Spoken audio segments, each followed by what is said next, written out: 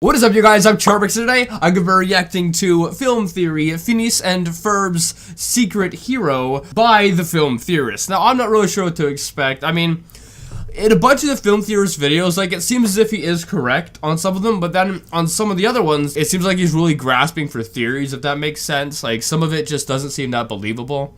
But, yeah, anyway, hopefully this is going to be quite awesome. The original link's in the description. Make sure you go subscribe to the Film Theorist. Without any further ado, let's begin. Phineas and Ferb has some serious problems with realism. And no, I'm not talking about Secret Agent Platypus's evil scientists with endless supplies of money, or the fact that two elementary school-aged brothers have managed to travel to space with machines assembled from materials purchased at Home Depot. No, I'm talking about the opening of the show. There's 104 days. So what you're doing right now is you're pulling a Berlizzi and just commentating on the intro of the show. It's exactly something Berlizzi would do.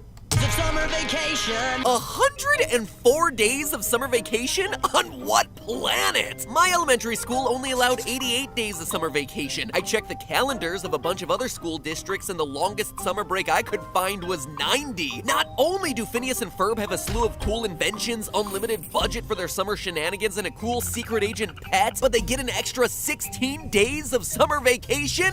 That, my friends, is a bridge too far. The summer just keeps going on and on. It feels like it's been going on for like 4 years.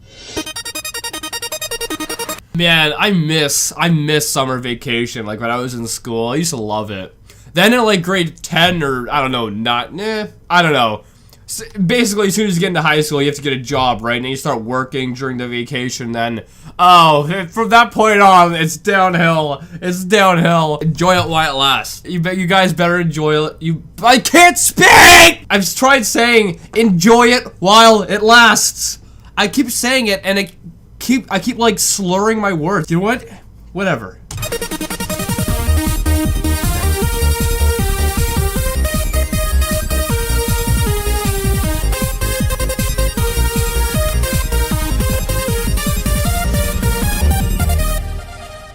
Internet, welcome to Film Theory, the show where I put the summer vacations of fictional cartoon characters under the microscope, because my own summer vacations were mostly spent watching fictional cartoon characters. And the price is right. Have your pets spayed or neutered. Today I'm talking about Phineas and Ferb, which just last week celebrated the 10th anniversary of its debut. Now I can already hear some of you saying, Matt Pet, aren't you a little old to be watching a 10-year-old Disney Channel cartoon? Yes. On its face. Just leave it there. Yes. Yes. Well, you know, as they say, you're only as old as you feel. And I myself have a kind of like a friend who's around 40 years old, and he acts like he's like 16 or 20-ish, something like that. I mean, it's really kind of weird, but at the same time, I guess that's why we're like friends, because I myself do not act my age. Phineas and Ferb may seem like a formulaic kids show, but what's so brilliant about it is that's the whole point. Unlike some cartoons, which slowly grow repetitive over years of syndication, Phineas and Ferb intentionally started out as a formulaic show, and it keeps things fresh by constantly finding ways to subvert its own cliches. Most episodes follow the same basic formula, so for those of you who aren't familiar with the show, I'll take you through a typical episode. Two brothers, the chatty upbeat Phineas and the silent stoic Ferb, are on summer vacation, and they're looking for a fresh and exciting way to spend the day. The neighbor girl Isabella walks by to ask, "What you doing?" And something happens to give Phineas the inspiration to say, I know what we're gonna do today. Someone then takes notice of the fact that their pet, Perry the platypus, has gone missing and says, "Hey, where's Perry?" The episode then splits into an A story, which follows the boys and their inventive shenanigans, and a B story that follows the secret life of Perry the platypus. Okay, this is like a side note. I can't stand like movies or TV shows where they have like multiple storylines going on at the same time. Like, I can stand them to a point, like, this is fine, it's only 2. But I've seen shows where they have, like, 4 different storylines going on at the same time, and it's almost impossible to keep up with. I mean, like, you watch one episode, and you're like, alright. And then you go to bed, or you go do something else. You come back the next day, and you watch another episode, and you're like, what is going on? Because you've forgotten, like, one of the storylines or something like that, or you've forgotten what happened because there's just too many friggin' storylines to keep up with. Why do they do it? Two's fine, but more than that, you're insane. dons a brown fedora as he goes to thwart the latest invention of the villainous Dr. Heinz Doofenshmirtz, a local mad scientist. I'm an evil scientist, not a mad scientist. There's a difference. Dr. Doofenshmirtz is always cooking up a new invention, like the Drillinator, the Uglyinator, or the Gloominator 3000inator. Generally something with a name that ends in an ator and has to be stopped. Figured you'd see that. Several story beats later, the boys have their fun. Perry the Platypus defeats Dr. Doofenshmirtz's latest scheme, and in the process of beating the evil scientist, something happens that destroys. If you can be outsmarted by a platypus, you are not a genius or a scientist.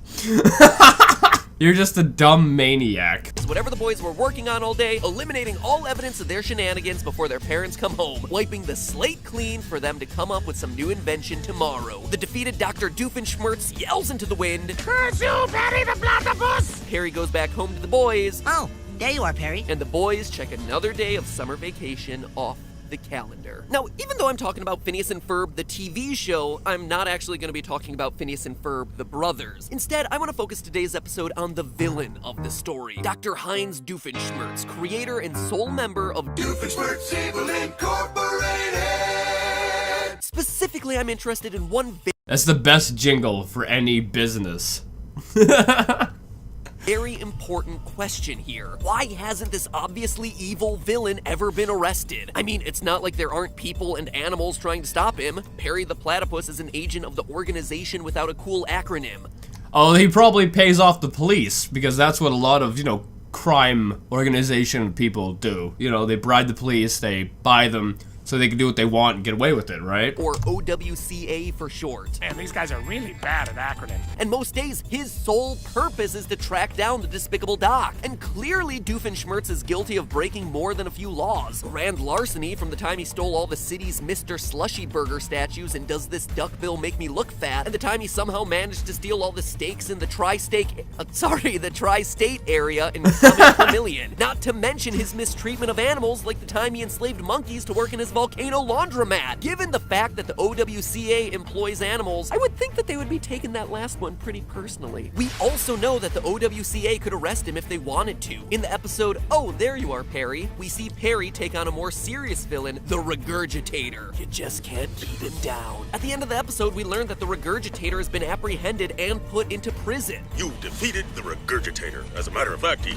just landed in our prison. Notice that Perry's boss, Major Monogram, says our prison. This is an OWCA holding facility, not some generic state prison. They don't even have the excuse of not being able to find him. He has an enormous building in the middle of the city with a giant freaking name on the front. Maybe since it said our prison, that means that he owns part of it or something like that, so that's why he can't get arrested? Short, if the OWCA wanted to arrest Doofenshmirtz, they could, but they don't. They don't even try, which means that something else has to be going on here. Something a bit more devious and underhanded. And that is what we're gonna expose today. It's probably what I just suggested, that, because he's rich, right? So he obviously has to have his money invested in things, and since right there it said our prison, it might hint that he owns a part of the prison, or that he has bought off a lot of the police officers or something like that. Our first clues lie in the Phineas and Ferb special, The OWCA Files. Heinz Doofenshmirtz was once part of the agent training program at OWCA, which is a weird quirk of his past, considering that the organization only allows animals to serve as agents. Carl, it's weird that he's not an animal. We should fire him. I am already on it, sir. Doofenshmirtz, though, found a loophole where he's legally considered an ocelot due to being raised by wild animals, meaning that he was lucky enough to get into the program. I'd say that's probably the first time anyone has described my being abandoned by my parents and raised by Central American wildcats as lucky. Why Doofenshmirtz left the agent training program, though, is a mystery. But it seems like he was fired due to incompetence. We see throughout the series that Doof is good at building things, he's just not good at using the things that he builds. Major Monogram even says it himself in the episode Agent Doof. You've done more harm inside the agency than you ever did outside. In short, OWCA doesn't want Doofenshmirtz as a member of their organization due to his destructive tendencies. Doofenshmirtz! But thanks to a few select details in the Phineas and Ferb movie, we know that they weren't ready to get rid of him completely. In the movie Phineas and Ferb Across the Second Dimension, Perry the Platypus has to break OWC protocol and reveal his secret identity to the two brothers, which, according to regulation, means that he has has to be relocated to a new host family. Now that Agent P's cover has been blown, you won't be allowed to see him anymore. However, Major Monogram comes up with an alternate solution. They can use the Amnesia-inator to wipe Phineas and Ferb's memories, allowing Perry to continue to live with them as an undercover agent. So none of us will remember any of today? That's right. The boys agree, and in the process, they lose all the memories of the adventures that they had while visiting the second dimension with Perry. But hold on for a second there. Amnesia-inator? That sounds like the sort of stupid name that Dr. Doofenshmirtz would give an invention. And indeed, it is. Dr. Doofenshmirtz's Amnesia-inator. We find out in the movie that Perry's brown fedora... Oh. Maybe they haven't arrested the doc is because he creates inventions for them or something like that. If it has nothing to do with him owning part of the prison or bribing police officers or something like that. I can't speak. What is wrong with my head? Isn't just for fashion. Hidden in his hat is an auto-scan replication device, which OWCA's been using to gather data on all of Doof's inventions so that they can then replicate them for themselves. Oh, so that's why he doesn't, so that's why they don't want to arrest him, because they're just stealing his inventions.